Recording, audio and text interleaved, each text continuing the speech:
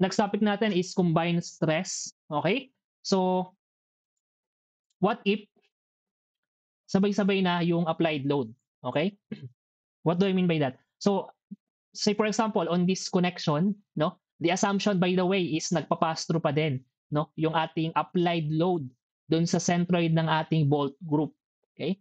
But the thing is, yung applied load P natin was inclined at a certain angle, no? Inclined siya at a certain angle. So ngayon, ang question is, paano mo i-design or investigate if okay yung ano mo, yung bolted connections mo, okay? Well, we could simplify our analysis by calculating our components, no, force components. So for example, on this scenario, meron tayong horizontal component T based on the orientation of our bolted connection, and shear, no? Ito, yung effect ng force B na to is shear, no? Shear niya yung area, ito namang T is the tension, okay? So basically ganun lang, no? We need to design yung ating connection kapag combined stress ka na into this into these loads. Okay? Now, in terms of the code, dalawa pa din 'yan, no? Iba yung analysis or design for bearing type connections, iba din yung for slip critical. Okay? So unahin muna natin yung for bearing type connections.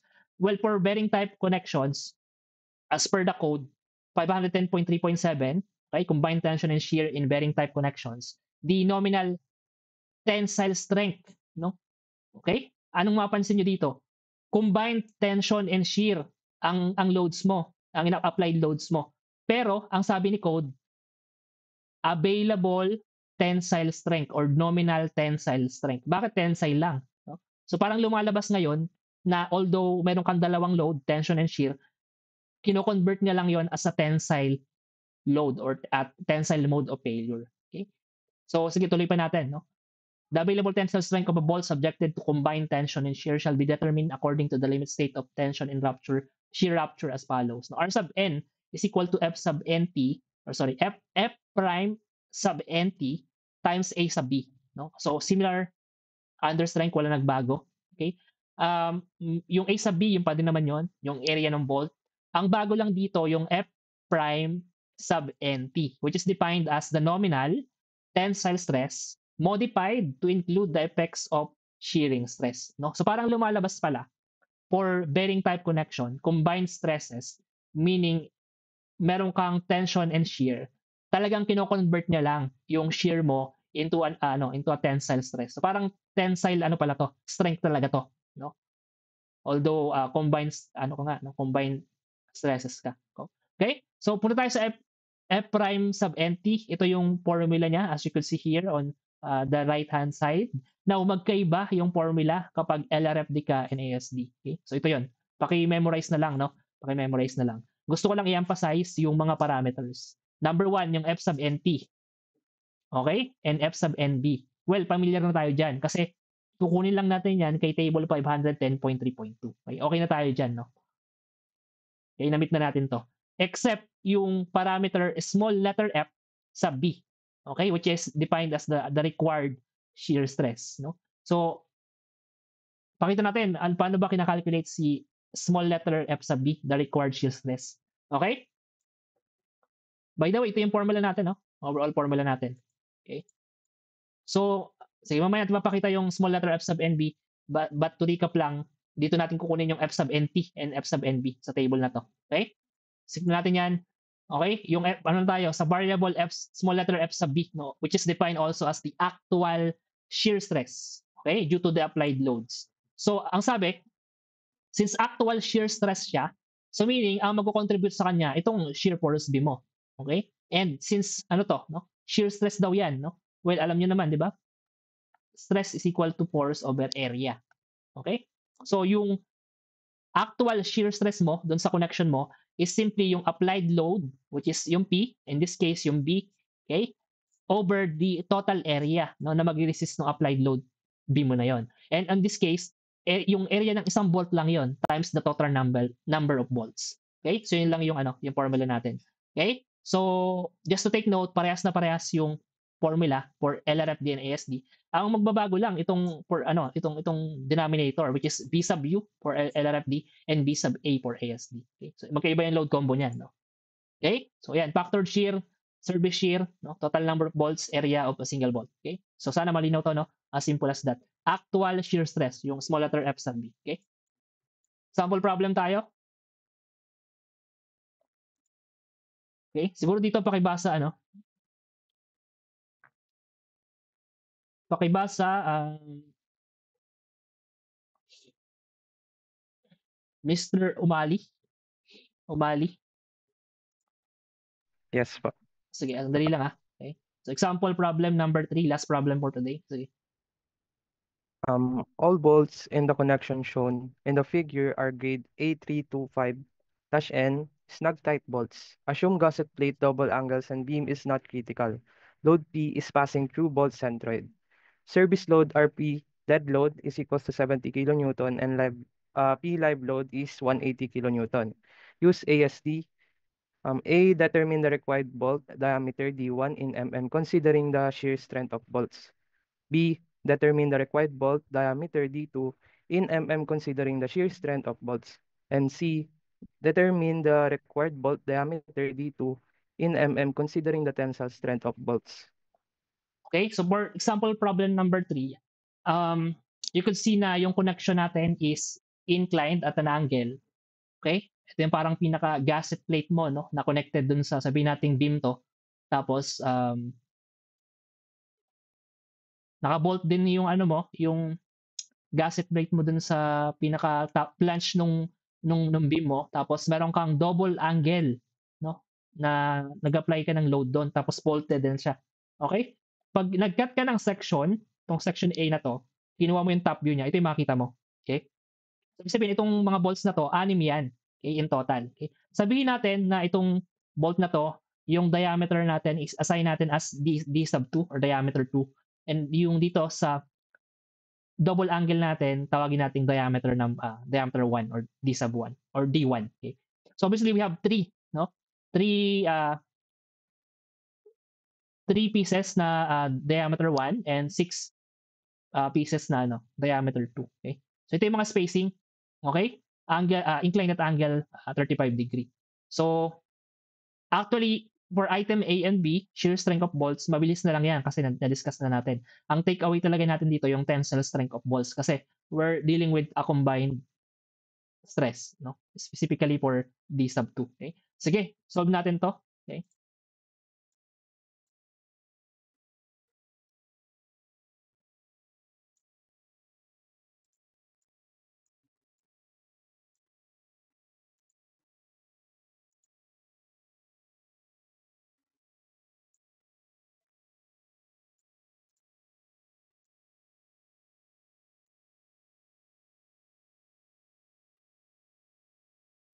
Sige, so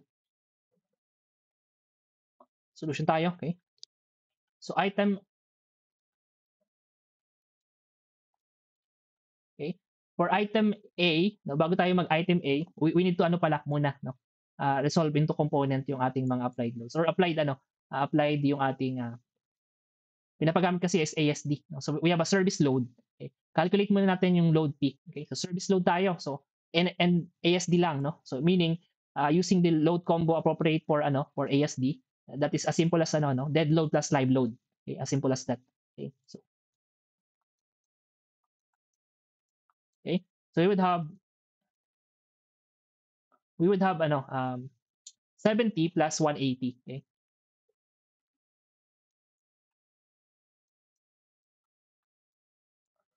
So all in all, we have I think 250, no? 250. 250 kilonewton. Okay? Na service load PA applied on our connection. Okay. Now for item A, pinapa-design, no? By the way, this is a design problem, no? Given yung loads, i-design mo yung mga bolts mo. Okay? So pinapa-design yung diameter 1 considering the limit state for shear strength ng bolts. Okay? So sige.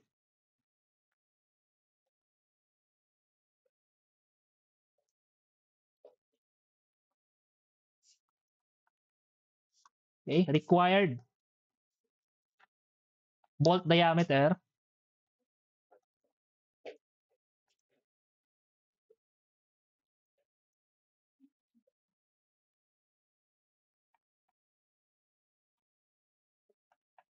D1, okay? Based on shear, no?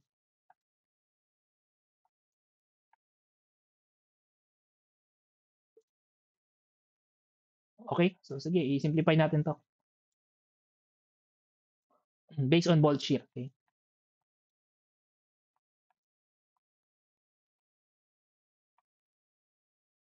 Okay? Sige. Now, if we would investigate kasi, no? Sige, i-ano na lang natin, i-screenshot na lang muna natin. Okay? Yung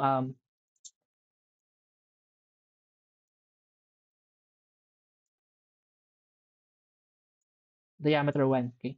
For diameter 1 kasi, okay? Ito yung figure natin, okay? So you can see here na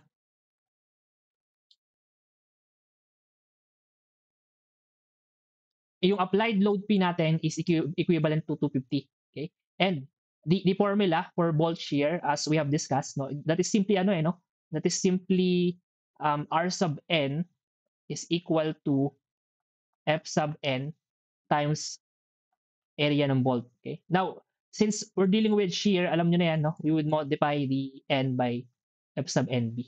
Okay? Now, ito na yung no? Ito na yung pinaka formula natin, okay? Now, if we would refer dun sa table natin for shear, no? Ito, table 510.5.3. Okay? And i-relay natin dito sa problem. May makukuha tayong no? May makukuha tayong mga parameters. Specifically, sinabi kasi dito, we would use A325N or included. Okay? Included. So, going back, no? A325 included. So, ang counterpart nun, pag sinabing included, not excluded, no? Not excluded. And since we need to calculate the F sub NB or to use F sub NB, therefore, we need to use 372, no? For the value ng F sub NB. Okay? Sige. So, sulat na lang natin dito, no?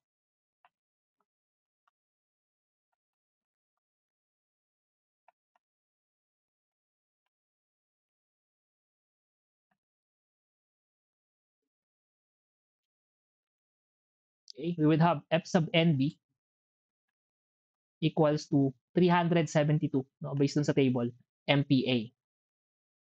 Okay? By the way, ang sabi sa problem, no? Ang sabi sa problem, it's um,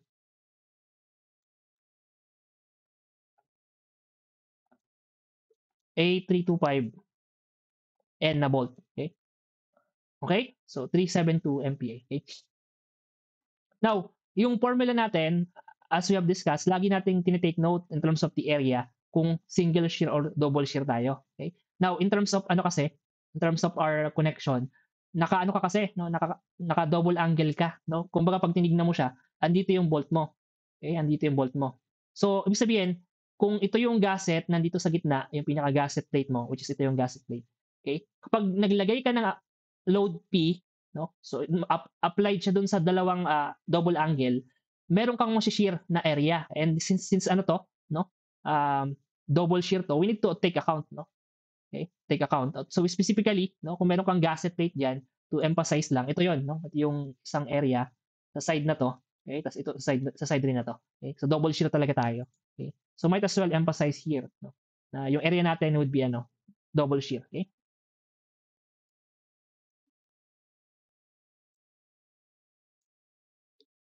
Okay? Sige. So again, no, pag nag-apply tayo ng load P, bubuhatin ng angle, double angle, tapos ita-transfer doon sa bolt D1 natin na 3 piraso, which is under double shear. Okay? Now, apply na natin sa equation. No? By the way, ang pinapagamit dito is ASD. No? So, i-direct na natin sa equation natin para mabilis na. Okay? So, halimbawa, no? For ASD, the R sub A is also equal to R sub N divided by the omega, no, value. So plug in natin yung value, no, ng R sub n, which is nasa taas ito, that is equivalent to F sub nb, okay, times A sub b, okay, over omega. Okay? Now, simplifying, okay? Simplify natin. Again, yung R sub A, ang gagawin natin diyan, i-equate lang naman natin 'yan doon sa applied loads, no? Ito kasi yung available strength due to the the system or the material, no? Capacity. Okay, available strength. Ito yung required strength. Ini-equate lang natin yan, okay, due to load. So 250, ipa-plug in natin dito para magkaroon tayo ng ano, ng mga areas. Okay. So ganun lang, no, as simple as that. 250, okay, is equal to, okay, F sub NB, which is 372, okay, MPa, okay, multiplied by area ng isang bolt, no? So that is pi over 4, okay, times, okay, yung diameter 1, okay, diameter 1 squared, okay, times, okay, okay, so we need to ano, divide this one by 1,000 para ma-convert into kilonewton, no? So divided by the omega for shear, which is 2.0, okay. Now don't forget na double shear tayo, okay, double shear tayo. So meaning kung double shear tayo, we need to ano, no, to account for that, no. So meaning we have two shear planes, no.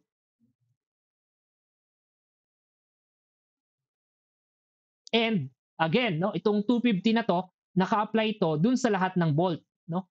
Naka-apply to sa lahat ng bolt on our connection dun sa double angle. Meaning times 3 pa, no, for the total number of bolts. Okay? Okay, sana napansin nyo, no? Isang bagsakan yung calculation natin. Kanina hinimay-may natin ngayon isang plug in na dun sa equation para mas mabilis. Okay? Sige, ilan to? Ano nga to? Paki-shift solve. Ano yung D1 mo? Or diameter 1?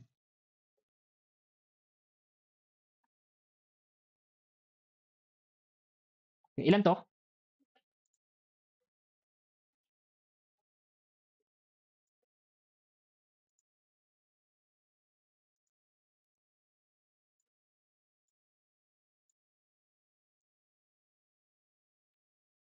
So, ilan to?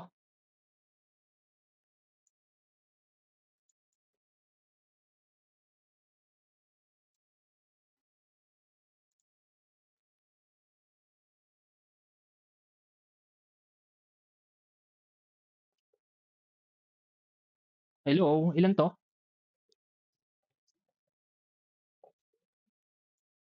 Wala pa?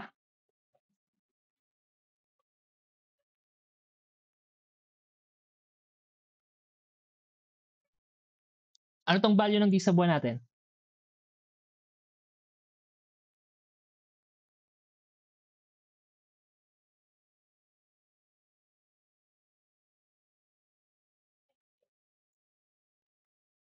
Patulong na lang guys para matapos tayo kaagad, no? Kasi kung walang gagalaw sa inyo. Sir, kasama po yung 2 at saka 3 volts po. Yes. 16.89 po. Okay, 16.89. Okay.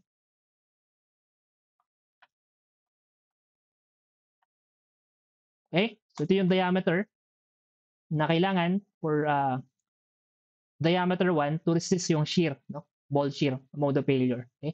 Next item, required bolt diameter D2 in considering the shear strength of bolts, no, at D2 connection. Okay. So again, on D2 connections kasi ano eh, no? Meron na tayong ano, naka-refer na tayo dito sa baba, sa connection dito sa baba. Okay, ito pinaka top view. Okay. And common sense 'yon, no? If we would so let me just copy to.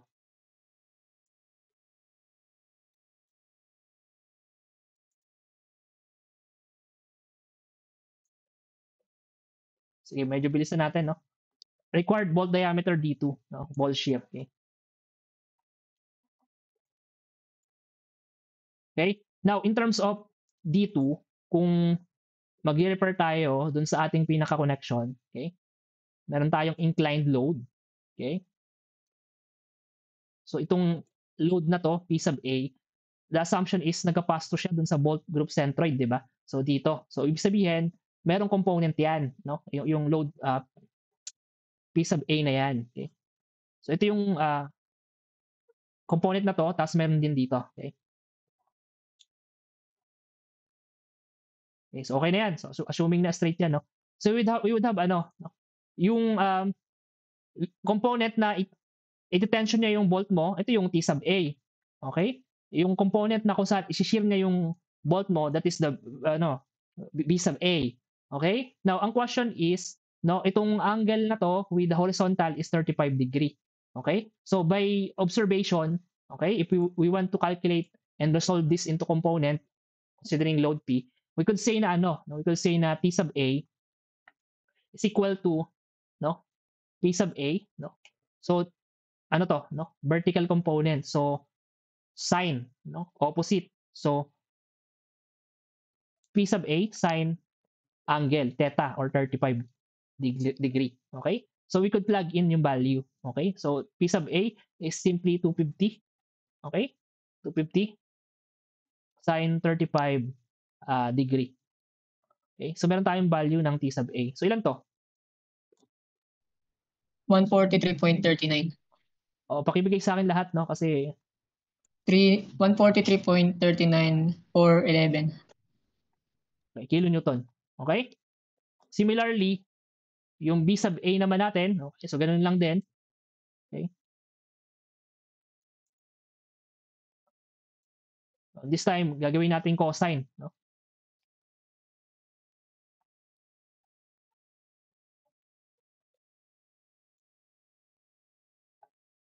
Okay? So, ilan to? 204.78801.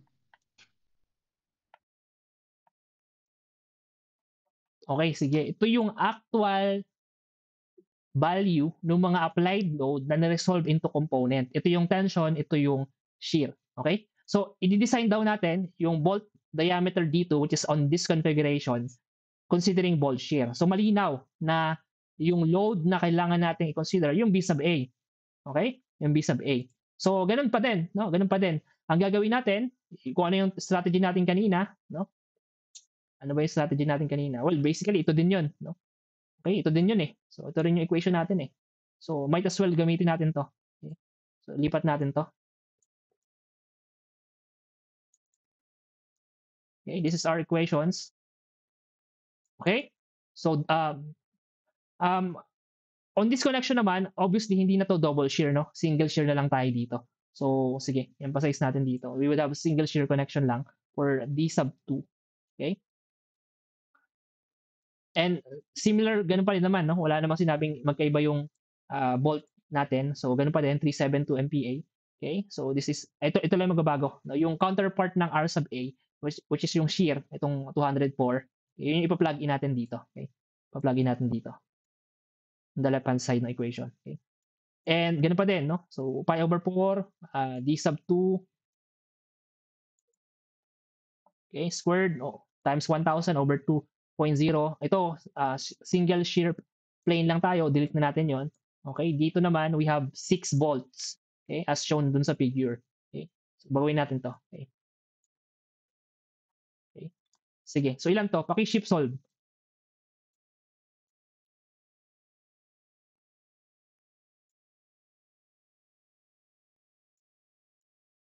Sige, ilan to? Ilan yung dito? 15.29. Okay, so meaning yung diameter 2, considering bolt shear should be 15.29 millimeter. Okay, as simple as that. Okay. Okay, sige. Now, iba yung usapan, no? Pag pupunta tayo sa item C, which is the based on tensile strength of bolts. Okay? Kasi although alam natin na tensile strength yung tanong dito, pero applicable yun sa sa combined stress. Kasi 'di ba sabi natin, for combined stress, ini-equate niya lang yan sa no? Sa yung shear, no? Asa na ba yun? Combined stress. Okay? So nominal tensile stress modified to include the effects of shearing stress. So ito talaga yun, no? And tensile strength yan. Okay? So sige, calculate natin yan. Ito yung overall formulas natin and ito yung gagamitin natin equation. Okay? So sige, balik tayo doon. Okay?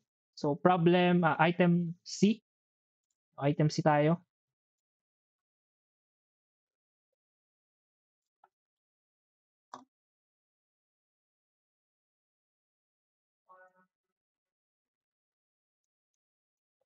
Required bolt diameter D2 considering bolt tension. Pero actually, hindi siya tension, no? Hindi talaga siya tension. Applicable din talaga yung mo dito, yung combined stress, no? Combined stress pa din yung applicable, okay? Okay? And this is bearing type connection. So, yun yung code na gagamitin natin. May separate equation pala for slip critical, which is siguro next meeting na natin i-discuss. Tapusin lang natin to. Okay? Now, for combined stress, okay, the rule is you need to use yung pinaka-equation natin. Okay? Yung F prime and T. No? By the way, the formula is R sub n is equal to F prime and T A sub B. No? Kung di ako nagkakamali. Okay? Ayan. Then, ang pinapagamit sa atin is, kung di ako nagkakamali, ASD tayo. So, meaning, ito yung equation na gagamitin natin for F prime and T. Okay? So, copy natin to. No? Copy natin yan. And the formula for F prime and T for ASD, no, is as simple as 1.3 F sub NT, okay, minus the omega F sub NT, okay, F sub NB times yung actual shear stress small letter F sub B. And ang requirement niya, it should be less than ano daw, the F sub NT. Okay? So may requirement siya, no? Dapat less than. Okay, as per the code. Ito. Okay? For ASD. Okay, ito yung pinaka-formula natin. Kunin lang natin yung mga values nito. Okay, F sub NT and F sub NB dun sa table. Okay? Dun sa table. Kung kukunin natin sa table, again, no, ito yung table natin.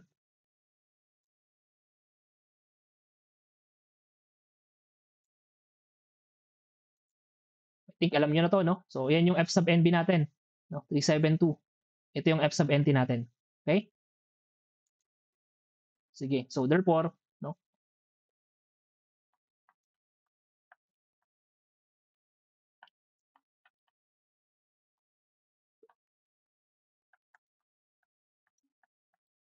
Ito medyo mas malaki. No? 620 MPa.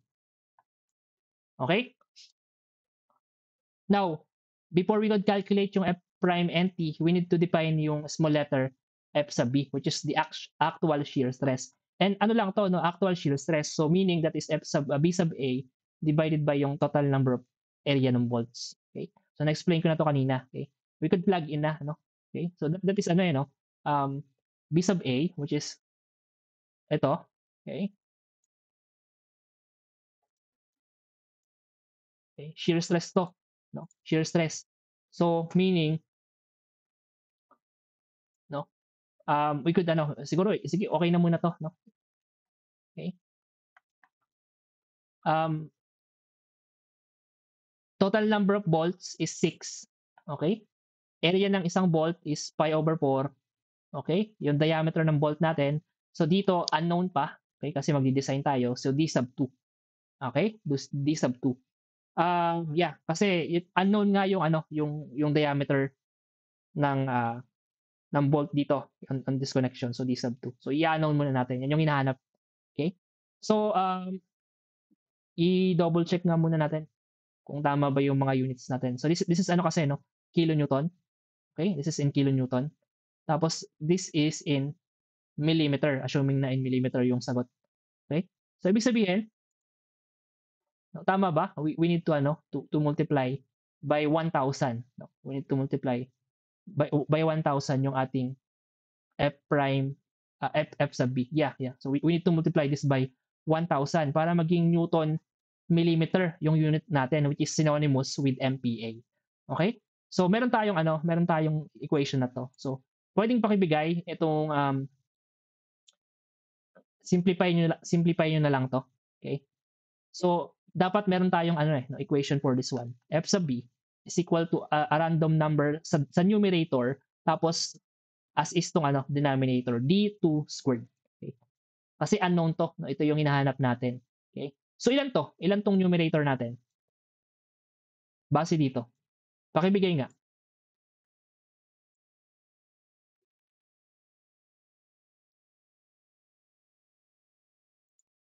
Pakibigay, ilan to?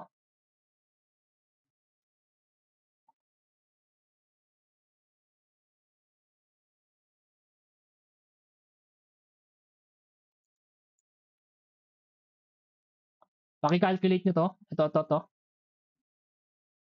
pakibigay sa akin yung value. Ilan yan?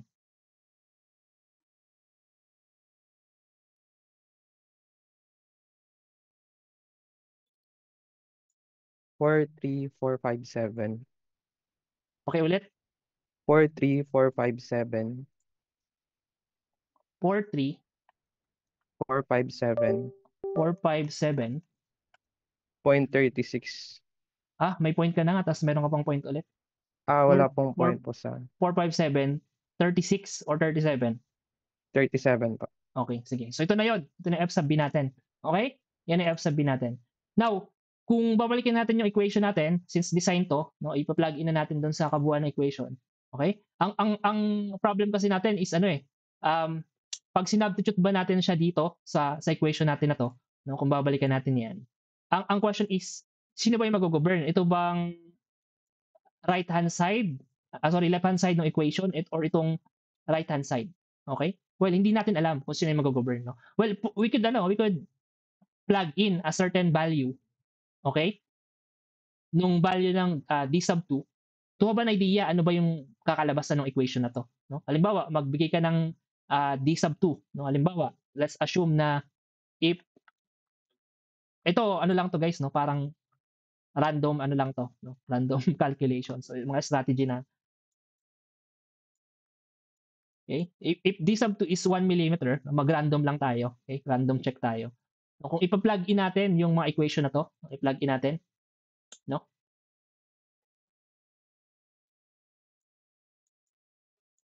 Sige, plug in natin, okay? F sub nt is equal to 1.3. Okay? F sub nt is equal to 620. Okay? 620. Okay? Minus, okay? Yung omega, okay? For, I think, for this one is 2.0, no? 2.0, kung hindi ako nagkakamali, parehas lang yun, no? Okay? Check natin, mabilisan. 2.0. Okay? F sub nt, ganun pa din, 620, no? Okay?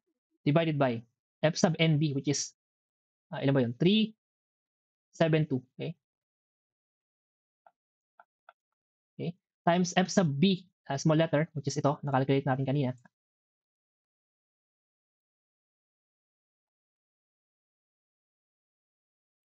Okay? It should be less than or equal, ano daw, F sub nt, which is 620. Okay? So, can we simplify this one? Ito, ano to? 1.3 times 620. Ilan to?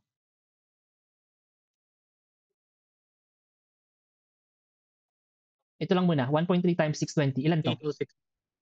806. 806. Okay? Tapos, pag-simplify nyo rin to. 2 times 620 times 43 point something, divide 372. Sige, pakibigay nyo sa akin yan.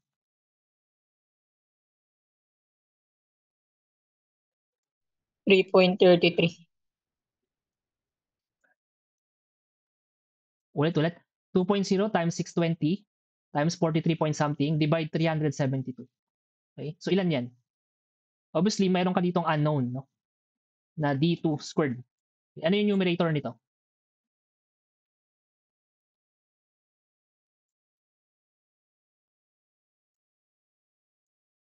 Okay. So, ilan to? Sige. Ilan to? Okay, ito yung sinasabi ko. 144.8579. 144.8579. 8579. Okay? Over d squared.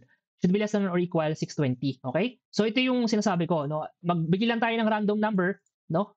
If d sub 2 is equal to 1 millimeter, ano ba mangyayari sa equation natin na to? Okay? Ano ba yung mangyayari sa equation natin na yan? Ano ba yung governing, kumbaga? Para magkaroon tayo ng idea if ano yung magiging value, no? So, ng F sub nt on our calculations. Okay? Sige, halimbawa, no? 1 millimeter tayo dito. Okay? So, ilan to? 661.14. So, this is equal to 661.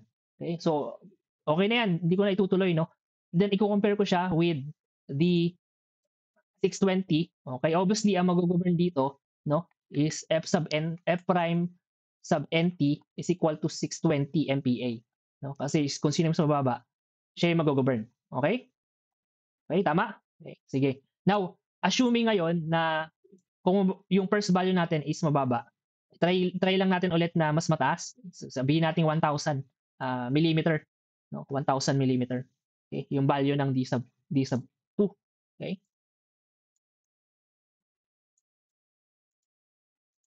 Okay? So, kung 1,000 yun, obviously, meron tayong value dito. So, ilan to? 806. 806. Okay? Or, eksakto ba yun na 806? Hindi po. 800.3986. Okay, point something, no? And this should be less than or equal 620. Now, mas mataas pa rin to. So, ibig sabihin yung F sub prime NT natin is 620 MPa. Now, lumalabas lang dito, no, kahit ano yung value ng D sub 2 based on sa equation natin, ang mag-govern talaga yung right-hand side ng equation. And F sub prime NT is 620 MPa.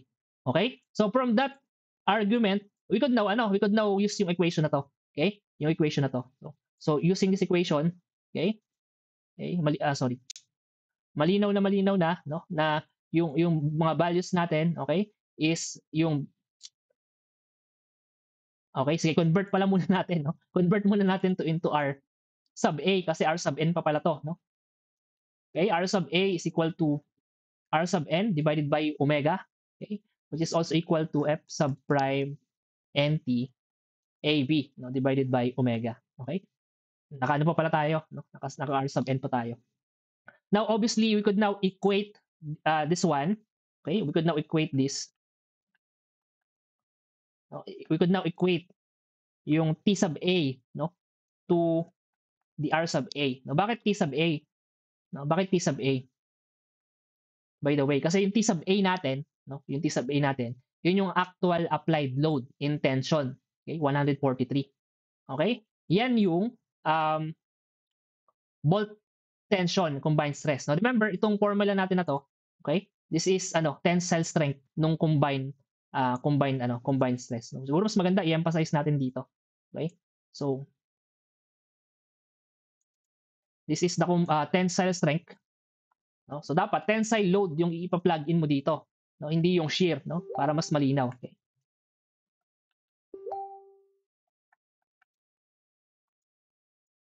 Okay? So let me repeat. Sa equation natin, ang pinag-in natin dito, hindi yung B sub A, kasi shear yun. Okay? We're dealing with tensile strength. So, yung tension force dapat. Okay? So, ayun, equate T sub A to R sub A. So, from this equation, we would plug in itong na-calculate natin kanina. No? Tapos, ituloy natin itong equation na yan. Okay? So, this is equal to, okay? F sub NT, sabi natin, kahit ano yung value ng D sub A. 620 yung value. Okay? Yung area ng isang bolt, pi over 4, unknown yung diameter, D sub 2, okay? Times, okay? Yung total number of bolts, again, no? Na magre-resist dun sa tension mo. So that is 6 volts, okay? That is 6 volts in total, okay? And then we need to divide by 1,000, okay? Para maging kilonewton, okay? Now, kailangan natin siyang i-divide with the omega, okay? And for tension or combined stress, that is 2.0, no? 2.0, okay? So meron tayong value nung D sub 2. Okay? So ilan to?